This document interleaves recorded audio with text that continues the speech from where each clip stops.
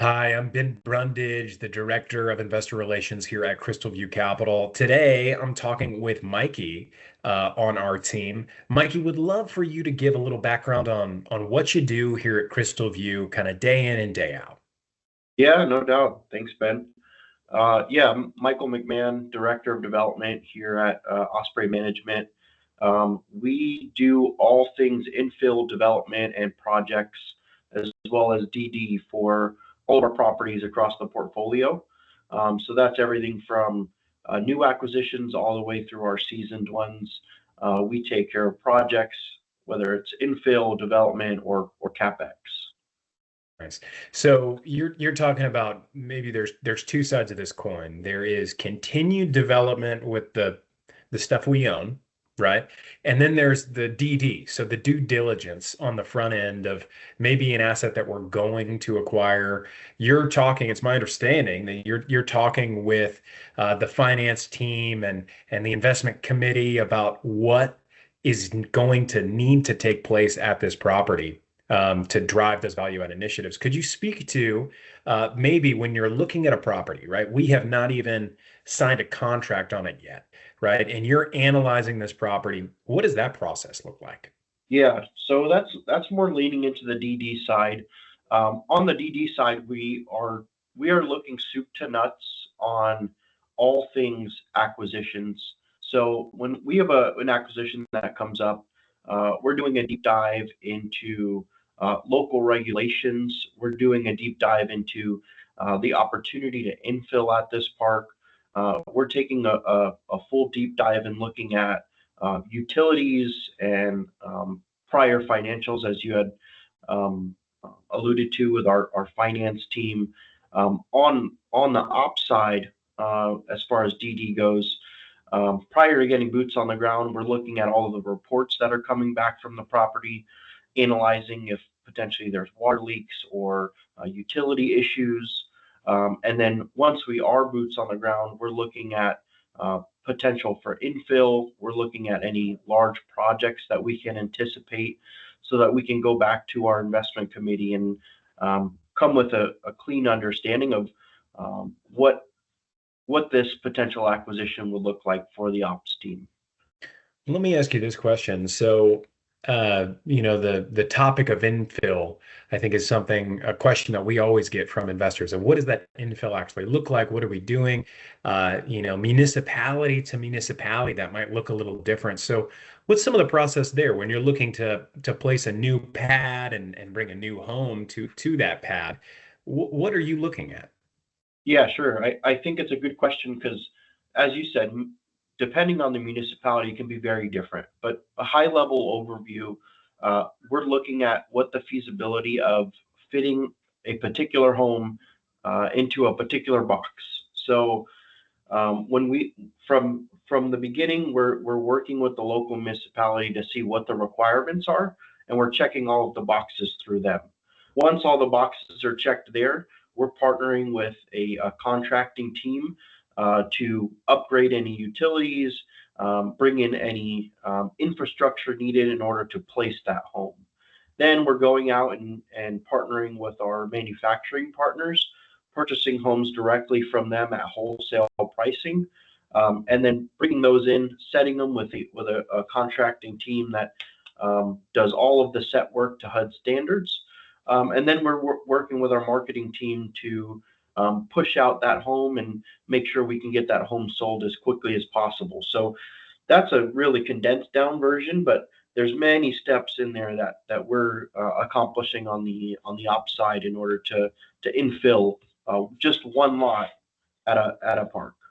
Yeah, that's a lot of stuff that we're doing in-house. Could you maybe break out kind of some of those responsibilities? So I heard you Yep. mention marketing. That's our marketing team. But who's doing the home sale coordination? Who's the one who's actually picking up the phone and talking to the municipality? Who's the one who's coordinating with those contractors on the ground?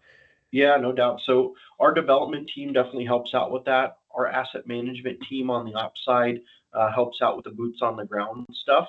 Um, Here at our corporate office, we handle all of the home sale operations. So that's ordering homes, making sure we have the correct permits, That's coordinating with contractors. So we're doing that all in-house with our operations team. And then, as you said, partnering with that marketing team so that we can be successful on the back end and sell that home as quickly as possible, either as a cash sale or with our financing partners that we've built relationships with as well. Yeah, yeah, and that's a great point, and something I talk to investors about all the time um, is kind of being able to facilitate or hand off that financing side. So we don't finance those homes ourselves, but we do work with a number of third parties and can set those introductions because we want to sell those homes off as quickly as possible, right? We don't want to be in the business of actually owning the home itself. We want to own the lot. Um, well, Mikey, what's an example of something that maybe doesn't go to plan, right? There's always going to be a wrench thrown in at some point, but maybe what's an example or two of some curveballs that you've seen out in the field, and how did you and our team adapt to those curveballs? Yeah, so a recent one that I actually just ran into is um, utilities that aren't to current code. So a lot of these parks that we purchase are older. So value add type parks that are built in the 60s and 70s, maybe early 80s, and a lot of them are built to then code. But nowadays we need upgraded, higher amperage, higher demanding, power demanding homes. So a lot of those upgrades are needed. So just recently, we had to do some upgrades at a park that we owned, and brought it from a 60 amp breaker up to a 100 amp breaker. That's more of like an everyday thing. We see that pretty often, but it's something that maybe the non-seasoned operator would go into, thinking, oh, I can just bring the home in, when there's often utility upgrades that are needed. So that's one thing. We see all the different fun things while we're doing infill, whether it's stuff under the ground after we call 811, or you name it, we've seen it. So Yeah, yeah.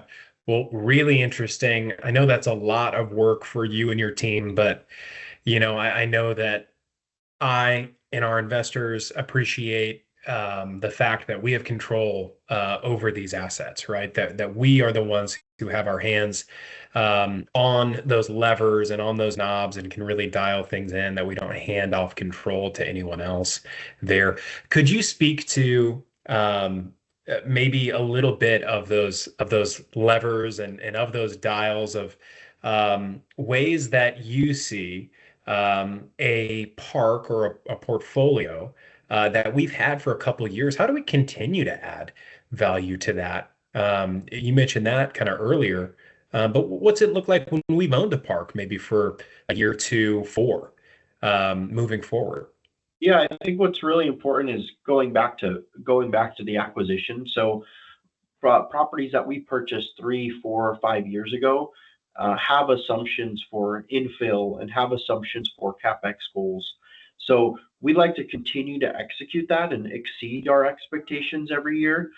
So a lot of the parks that we have owned for multiple years, we're continuing to execute on our long-term vision of the property. So, bringing in 4, 5, 6 homes a year, renovating homes that are on site, turning over any RTOs into home sales, or rentals into home sales, continuing to kind of boost up that quality of tenant within the park to kind of turn things around in the park. So I think just continuing to execute on our long-term plan is how we're able to kind of boost value within our parks. So I think infill is important, rental conversion is important, and continued capex in our parks is kind of what continues to grow our current portfolio. Well, makes sense. Yeah. Well, like you said earlier, a lot of the parks that we're buying are older parks, right? They're mom and Yep. pop owned, and we purchase those. We execute our business plan. We add significant value to these parks. And then generally we sell them after a couple of years. They sit in our funds and then we sell them. And these days we're selling in larger and larger kind of chunks or portfolios kind of Yep. upstream, right? So some of those larger institutions and groups that are buying those. If anyone's interested in finding out more about our operations, how we're executing this business plan, or our current fund, Fund 4, where we're buying assets today, we're executing these business plans really within the first 120 days, is the vast majority of that value add that's going in place. And then, as Mikey said, we continue to do things over the years to continue to add value. We would be happy to chat. We would love to talk through what we're doing on individual assets across regions, what Fund 4 looks like. We would be happy to talk with you. So feel free. There's a link. You can click the link, schedule a call. We'll chat more about Fund 4, about the returns that we've been able to deliver to investors through these initiatives in the past, and what we're thinking here for Fund 4. Thanks so much for your time, Mikey. Thanks.